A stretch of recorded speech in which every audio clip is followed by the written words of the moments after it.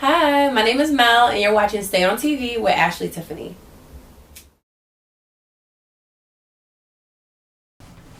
Hey everyone, it's Ashley Tiffany, and you're watching Stay on TV. We're back at IMI Studios, and I'm sitting here with my lovely guest, Mel. Hey everyone, my name is Mel. How are you? Good. Today was a little hectic, but I'm good. I powered through. Oh my gosh, and yes, you're a singer-songwriter, right? Yes, singer-songwriter. Yeah, it's pretty. Sometimes I act because I'm a little theatrical. But yeah, mostly singer-songwriter. Nice. And we're in the second quarter of 2023. Like, how would you say?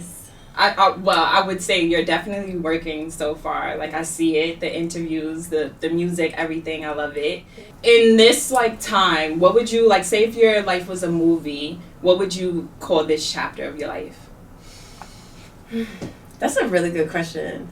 I'd say, okay, because I'm, like, theatrical. So I think of, like a Broadway play. So right now, this is, like, my second act. Yeah, I'm in my second act right now. And what's happening in your second act? What's happening in my second act? Well, definitely the music, obviously. Just kind of like fully going all in, like jumping head first as opposed to being I think in the first act of my life, I was somebody that like dipped their toe in versus like jumping full like head first into the pool. Whereas now I'm like, you know what? I'm gonna just jump head first. I'm gonna just swim and just go crazy. So that's what the second act is. Yeah, and just is it like crazy. fully planned out and stuff, or are you going with the motions, or a little bit of both? There's definitely some planning because with this stuff, like you can't just like wing everything. And I'm a planner, so I have to plan things, but. I'm also getting a lot more comfortable with going with the flow and just like being like quick on my feet and just being able to pivot. That's definitely a big word, a big theme in the second act as well. Like being able to pivot. And what would you say, like, when did you become Mel, like the artist?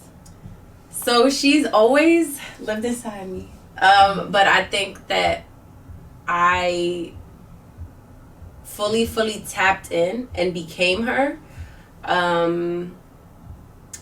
sometime around like 2016, I'm gonna say. Ooh. I know that's like very specific. But yeah, like 2016 I kind of was like that's when I kind of came up with the name, like just because my full name is Melissa. Okay.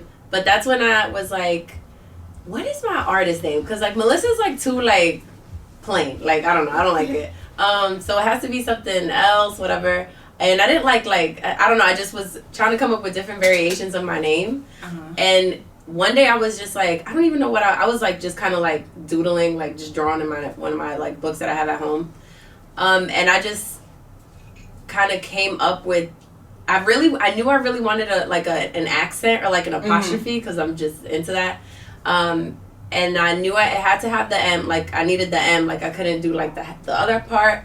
That's when I was like, it just kind of came to me. I was like, I feel like this little like Mel, like because I love like that's what people call me anyway. People just have that nickname for me. I was like, this will be a cool way to like jazz it up, like Mel with a little apostrophe. Ooh, yeah, I love it. In 2016, like, did you release something in 2016? So I didn't release anything. That's just when I was kind of like getting more comfortable, like just telling people that I was a singer.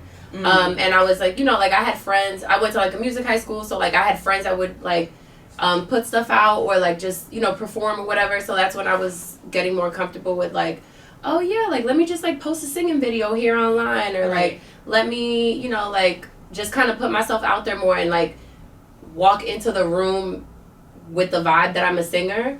But it wasn't until I want to say that was like 2020.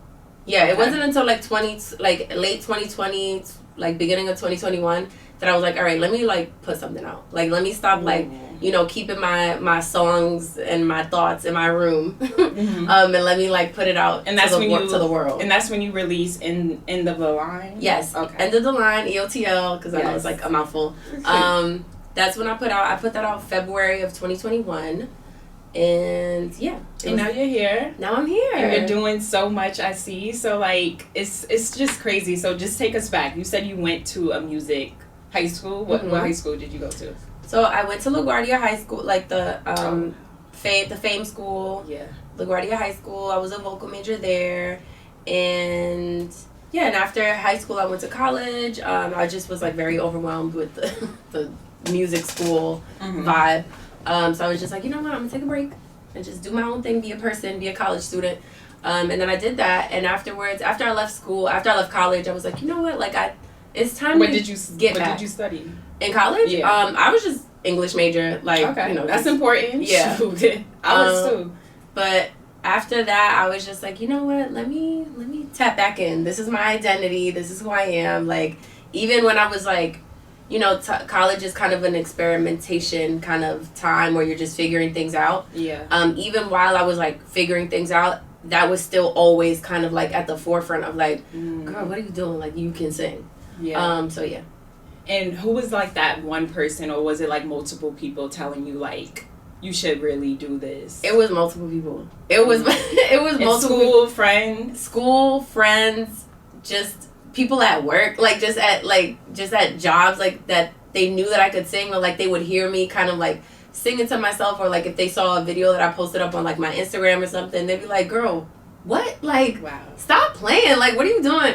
I'm like, yeah, you know, I think I so badly almost wanted to maybe write it off as like, this is just something that I can do, versus like, no, this is your purpose. Yeah.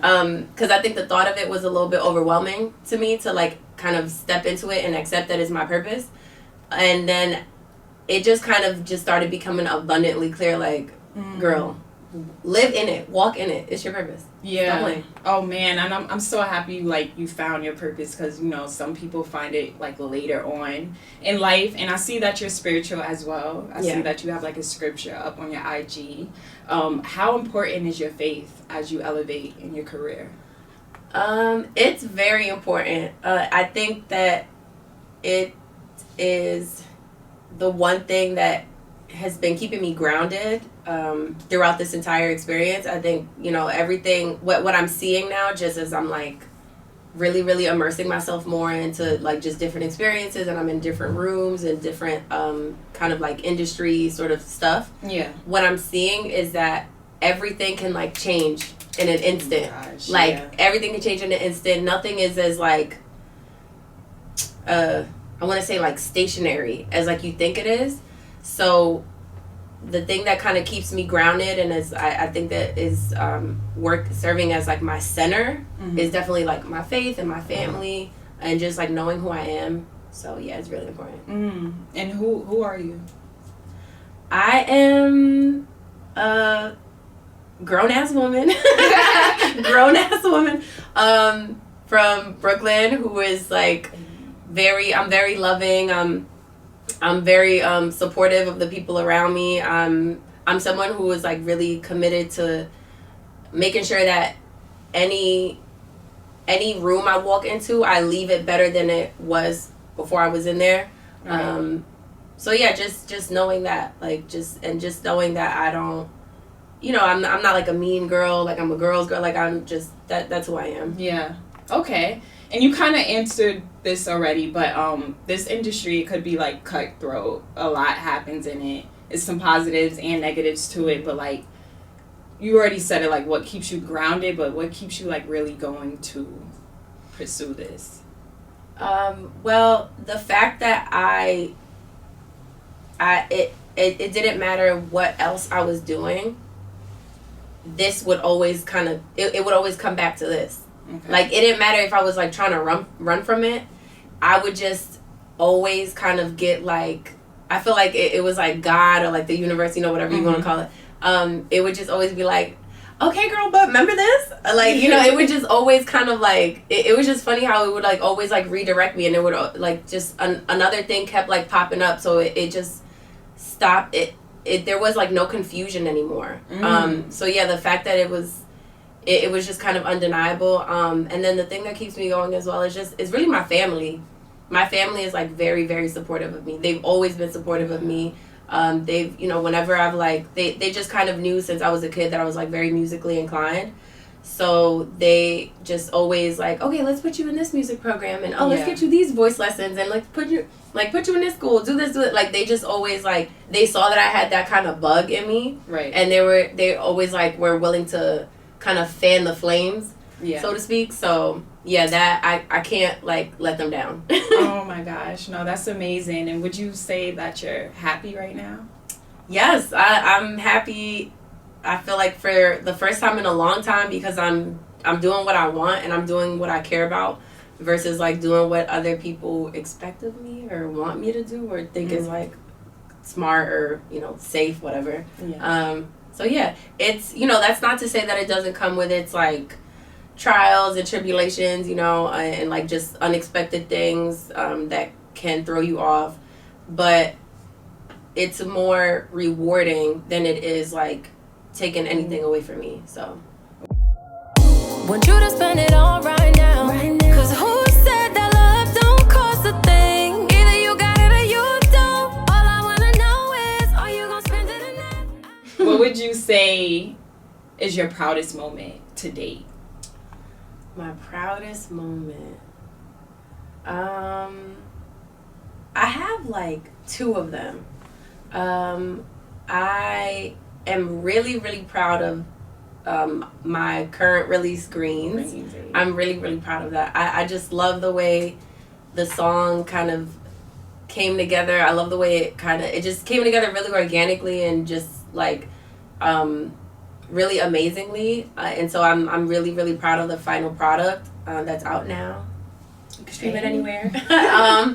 But yeah, no, I'm really proud of that. And then I'm really proud of like, I think it was like last year around this time, or no, it was like a little bit warmer, like right before summertime. I opened up for the artist Aniko. Oh my gosh. And that was just like a really cool experience, just because, you know, they didn't really necessarily know who I was, but they, you know, saw that I could sing, saw that I was like, you know, like working. And how did that come about though? They just found you on social media? No, so we had actually had like some people in common. I mean, I'm sure social media helped, but like we had actually had some people in common. Shout out to Devontae. That's who we had in common, from the R&B pack. He had me on his show, and so he had a relationship with Aniko, and it was kind of pretty much, Aniko was also on the R&B pack, and I think from there it was kind of one of those things of like, okay, I see, like that's how the connection was made. Like I was on R&B pack, Aniko was on R&B pack, and then also the other kind of like, it was like a two-step sort of connection, because the show I had done a show with Major Stage like a few months prior to that. Okay. And the show that Aniko was doing was also kind of a Major Stage sort of like affiliated thing. So I think from there too, that was just how the connection happened. Amazing. Mm-hmm. And since you brought it up already, I was waiting for it. Greens. Yeah. The rollout is amazing. I was telling Kojo that already is dope. Amazing. Yes. I see it. Tell me about how Greens came about. So Greens. Okay, so what do you want to know first? The way the song was, like how I creative process first, got you. Then yeah. Okay, so the creative process to Greens was pretty much, I was in the studio with my producer at the time. His name was Julio. We were in the studio together, just vibing, honestly. Like he was just playing a lot of the stuff that, a lot of his like beats and just things that he thought that I would be into. And so we were just like going through stuff, like, and I was like listening to stuff and like, oh, I didn't really like this, I don't like that, play another one, da da da. And then he played the beat for Greens, and I was like, wait, I like this. And so he just kind of like let it play out, and literally I was just like sitting there, like I was like on the couch, and just was like, it just kind of started coming to me. Like I just kind of was like have like had a little like words, a little couple phrases here and there that just kind of it came about like really organically. I didn't have the whole song written or anything at all. I just kind of more so had like a little like skeleton. Okay. But yeah, that was like a little melody kind of skeleton. But I was just like, wait, this is kind of fire. Like, and then when I kind of went home and just the more I thought about it, I was like, wait, this is gonna be like, I want this to be about money. I'm a manifest. I'm gonna be a manifester with this I love song. it. I'm a manifester too. I'm a manifest a man with money. So that was pretty much how the song kind of came about. And then afterwards, I sort of like nailed down the lyrics and the words and how I wanted it to sound. And then, hence, this is where like Kojo comes in, because I had like sent it to him, and I sent him like, it was like literally a outline of like very rough draft. I was like, hey, like this doesn't have any words yet, but like this is what I did in the studio today. And he was like, wait, this is fire. It's like, would you be open to having a rapper on this? I'm like, I don't know, maybe, like, we'll see. And he was like, damn, how you feel about rappers? Or I mean, no, I love rappers, okay. But it was just like I didn't know any rappers at the time, so I was just like, I mean, I don't know, like maybe, like I just was like kind of like left it up in the air type vibes, and he was like, just trust me. And so that's when the connection with Kai happened, and yeah, Kai came on the song and just like took it a step further, like just killed it. It was just like super professional, super great. And yeah, that's pretty much how we have Greens. Wow. Oh, well then, no, when was this? Like, this was recorded when? This year, last year? Oh my God, Greens was recorded so many times. It was like, there's like 5 different versions of the song. Like, it was recorded, I want to say, when was that? It was definitely like, and you said 5 versions, so when did you know it was like done? Yeah, done. like, so we recorded it like last year. So I went to HMD Studios. Shout out to Kevin Antonio. That's when I was like, I wanted to record like the final version. I was like, yes, I'm really sure about it this time. It was the 4th version at the time. It's like, I'm really sure this is gonna be it. And so I recorded the song. It sounded great. And that's when I met Kevin Antonio, and he heard it and he was like, it's good, we could take it a step further. I was like, what you mean? Like, he was like, it's good, we could take it a step further. And that's when, like, I guess the 5th version came about of the song, which is like the version that y'all know now. We kind of like, the original hook that I had, we kind of like changed it up a little bit. And literally, like, I remember I was just like so like, you know, because I'm like protective. I feel like my songs are like my babies. So I was so like anxious about changing it. And it was like connecting with Kevin on that song just made it like, it took it from like an 8 to a 10. Like he just took it to the next level and took it to exactly where it needed to be. And so yeah, that's the version y'all have now. Wow, that's amazing. And the feedback you're getting, the feedback you're getting right now is like crazy. Like how is it to you? From your supporters and your family? Yeah, it's really rewarding. Like it makes me feel like I did a good job as far as you know, just putting out the effort, putting out the energy. It makes me feel like it was all worth it. You know, you never want to do anything for other people. You know, you want to do things for yourself, and you want to like make sure that you are proud of yourself.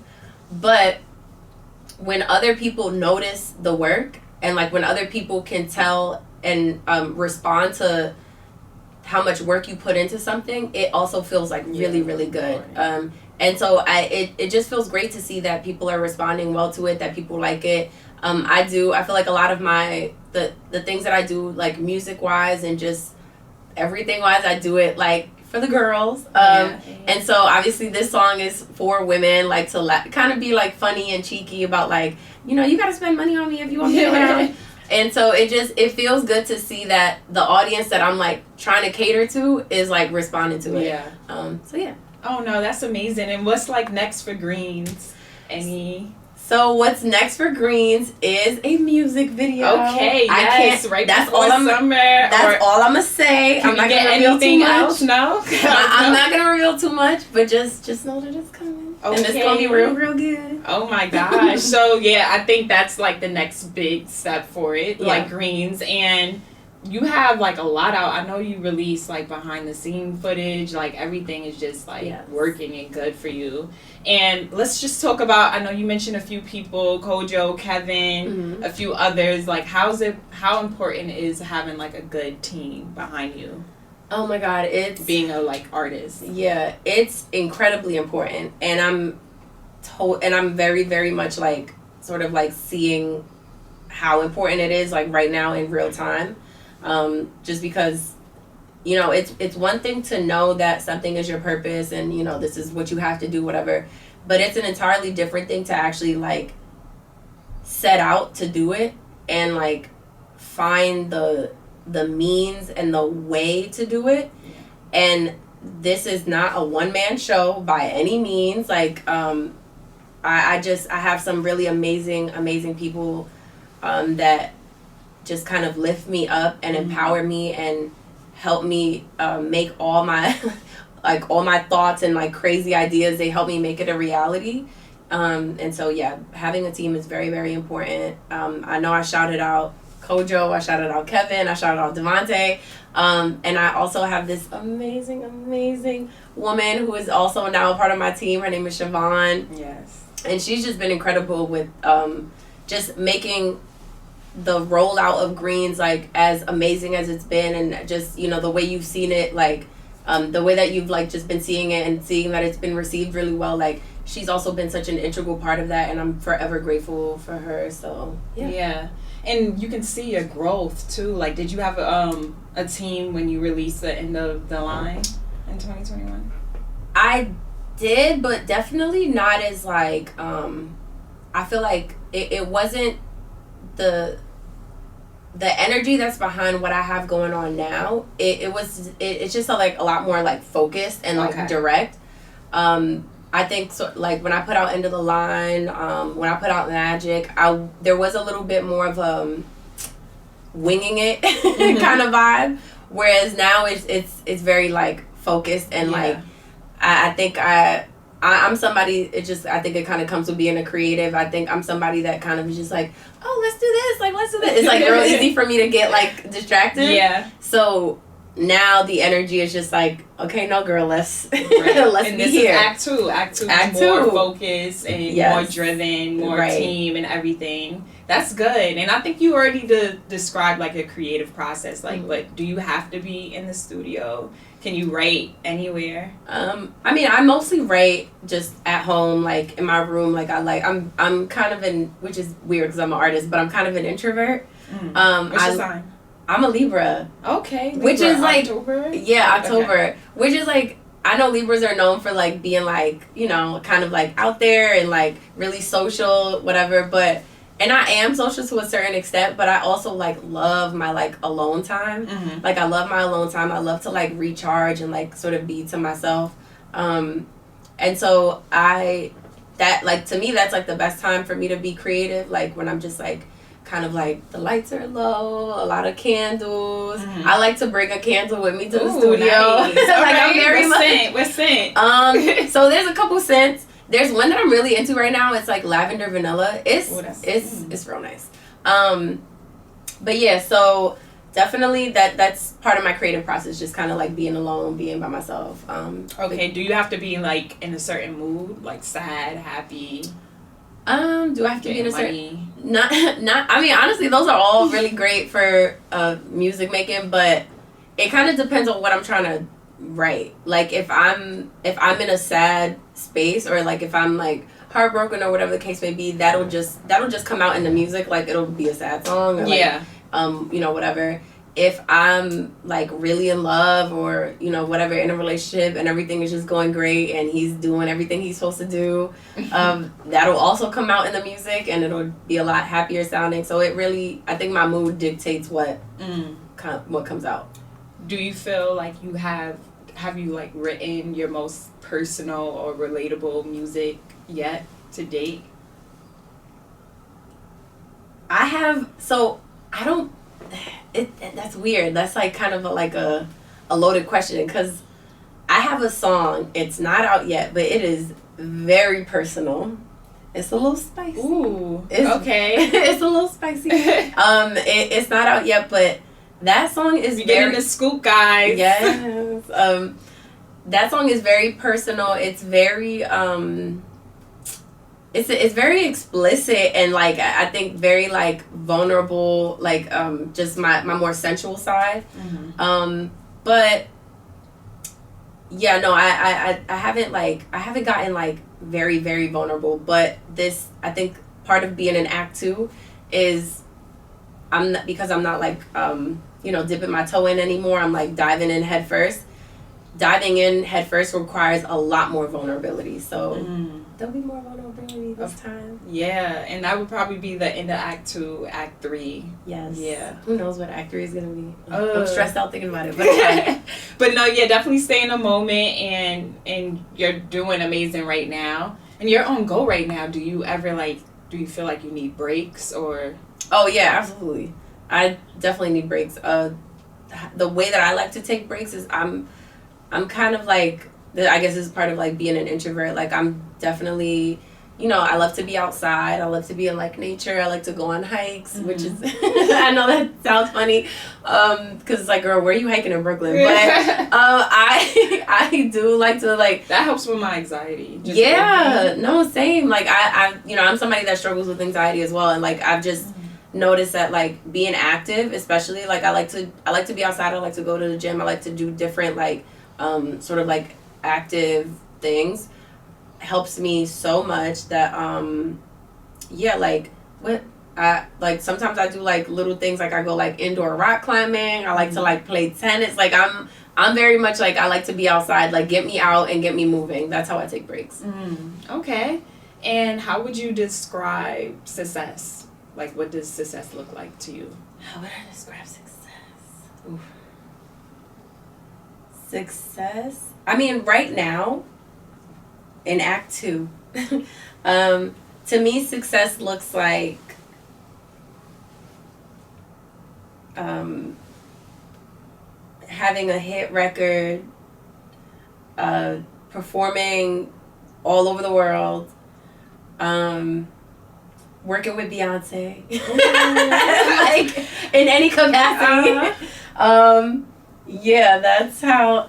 Oh, and then so having a hit record, performing all over the world, working with Beyonce, and my dream, having a song, a project, whatever, any sort of involvement with Kaytranada. Oh, yeah. Whoa. That is my definition of success. I love everything that man does. I want to at some point in time be on his radar. Oh my gosh. Yeah, that would be, to me, that would be like how I'm like, yeah, I'm successful. I did it. Wow. Oh my gosh. Yeah, so talk to me a little bit about some of your inspirations and stuff. So yeah, he's a big one. I just love like, why? I just love like his music. I'm not even really like a techno or like a house music person necessarily, but his music just has like a vibe to it that it don't matter if I'm like not feeling great or whatever. Like his music just affects me on such a like deep level, and I immediately feel better when I listen to Kaytranada. Like I love his music. Like I love the way the production sounds. I love that he like I just love what he does with like traditional kind of like R&B songs, and like makes them like, he just makes them into something that you wouldn't have even thought.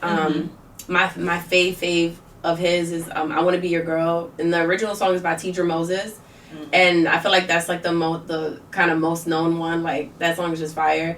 And yeah, I went to a concert of his, like I think that was like 2019 or 2021. I forget what year, but that was my first concert that I went to by myself. And I was a little nervous because I was like, ugh, am I gonna go to a concert alone? But it was amazing. He was so incredible. Like I can't sing his praises enough. Yeah. Wow. Oh my gosh. And you said Beyonce as well. Yeah, I mean, Beyonce just guides my life, honestly. She just guides my life. Are you seeing her perform this? I've seen her perform so many times. Oh, wow. And yes, I'm going to the Renaissance tour. Oh, here in the country? No, well, yeah, here in the U.S., okay. not in New York, because I was just like, I had to be strategic, so I was like, yeah, let me not play myself and try to go to MetLife. Let me, like, venture out into a different state. But yeah, I'm seeing Beyonce. Yes, okay. I can't wait. I'm so excited. I'm so jealous. My best friend, she's going out the country. I think Paris or somewhere. But I know a few people that are doing that. Yeah, because she said it's cheaper, but no. Yeah, which is crazy. But I mean, God bless. If you can do it, that's amazing. Yeah, and what would you say is like your top 5 if you do have a top 5 R&B? Top 5 R&B artists? Yeah. R&B artist. Okay, so Beyonce, number 1. She's number 1 of everything. Number 2 is, I'd say, damn, that's tough, but I really, really love Janet Jackson. Like, Janet Jackson just, like, holds such a special place in my heart. I love Janet Jackson. I love Ari Lennox. I love Ari Lennox. She's just amazing. Victoria Monet can do no wrong to me. She's just so beyond talented. You just did a challenge with her, right? That's dope. And number 5, I think would have to be like Jasmine Sullivan, honestly. Like, she, like, vocally, she's just like it's just like, are you human? Like, are you human? So yeah, that's my top 5. And I can see you working with, like, Jasmine. That would be a good collab and stuff. And you already kind of said it already, so we don't have to discuss like dream collaborations. But are you working with like anyone else besides Kai right now? Am I working with anyone else? So I'm not gonna reveal. Okay. I can't reveal right now who I'm working with. A singer, rapper? No. Damn, we can't get anything. Just stay tuned, guys. Stay tuned. Stay on Mel. Exactly. Stay on Mel. Period. No, yes, just stay tuned. There's some new things in the rest of Act 2. Yeah. Okay, and ultimate goals. Ultimate goals musically. Yeah. Okay, so my dream goal is I would want to win a Grammy. That's my dream goal. Like, that's like, I put that on my like vision board and I like think about it every single day.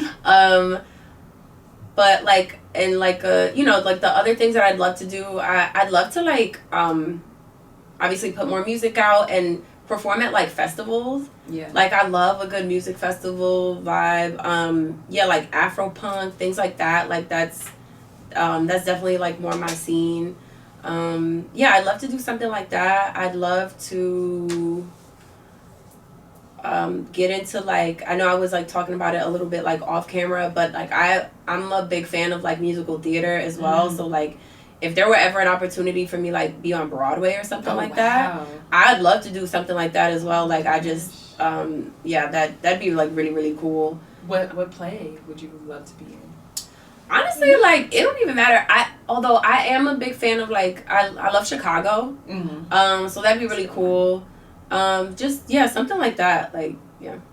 And I have not yet see you like perform live. But what would you say is like the best part of doing what you do? Is it performing, writing?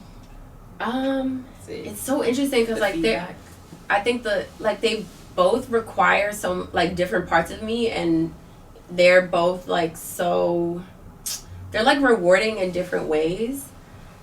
There's no feeling like seeing people like seeing like human beings like connect with you like when you're on stage, where even if it's just like them kind of swaying along to like you singing, or like them like repeating the words back to you, like that's crazy. And I think that's why the Aniko show was such a big deal for me, because like I hadn't really had that much music out at that time, and when I was performing one of my songs that I had out was called Magic, and I saw like I remember there was this guy. He was like singing the word, singing like he knew the words to Magic, and I, like it was funny because I'm like on stage and I'm like looking around and like just like being like in the crowd or whatever, but like my eyes kept going back to him because it's like, how do you know this song? Like it was just like amazing. Like he knew like I was like, wow, like it just was like that feeling made me be like, yeah, like I need more of this. I need more of this. Like I need this times 10 times 100. Millionaire? He a millionaire. Okay. I was like, come on, describe that describe to your fans and the people. What is a millionaire? Is pretty much a supporter, a person who is along the ride with me as I like continue to rise. But yeah, anyone that's like just see what I have going on and they are with it, and they they know the words, they follow me on social media, they stream in the music, that's a millionaire. But also just outside of like just being a supporter, a millionaire is anyone who is like trying to be a bad bitch. Ooh, okay. So if you're trying to be a bad bitch, then you're a millionaire. Dang, so I guess I'm a millionaire too. Period. Especially for the summer too. Okay. Yes, and bad bitch is all inclusive. So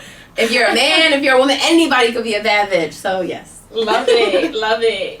And okay, Mel, how do you overcome self-doubt? How do I overcome self-doubt? I like to journal. That's something that like helps me. Like writing my feelings out makes a big difference. Like so I think sometimes if everything is in your head, it can kind of seem bigger than it actually is. So like when you get your thoughts out, especially on paper, you're like, you know what, this actually isn't that big of a deal. Like I'm gonna just calm down and not be so scared. So yeah, that's how I overcome self-doubt, and just like talking to the people that love me, like checking in with my people that I know are in my corner and support me. Like they just always kind of like put the battery in my back of like, girl, it's okay, like you don't have to, you have nothing to be afraid of or doubt. Like you're doing what you're supposed to do. So yeah. Love that, Mel. And we're about to wrap up. I love this conversation so far, and I have like more questions too. But my last two questions: why should we stay on Mel? Why should you stay on Mel? Because Mel is amazing. There's just a lot of things. There's a lot of like really cool stuff on the way. There's a lot more music on the way, a lot more visuals on the way, and just a lot more bad bitchery on the way. So if you're trying to be a part of that, I would stay on Mel. Ooh, love that. And as far as like, goals and, thinking about longevity, when you're 100 years from now, what do you hope to be remembered as? I want to be remembered as, first and foremost, somebody who sang Zam. But also I want to be remembered as someone who just, like, whenever I walked into a room, like, my energy was felt. Like, I like, like, whenever somebody interacted with me, whether it was, like, in a big way or a small way, whether it was, like, a little, like, a little 5-minute combo in a room somewhere, or whether it was like a show or a festival, whatever the case may be, like I always want somebody to walk away feeling like, wow, like I feel like she changed my life, like that. I feel so much better, I feel so much lighter, I feel empowered. So yeah, I want to be remembered as someone who empowered people. I like that, Mel. Yeah, thank you. Thank you for coming on to the show. This is your first time on, but not your last. And Denzel, do you have anything? Okay, Denzel's good. And I'm Ashley Tiffany. I'm Mel. And we're tuning out, guys. Bye.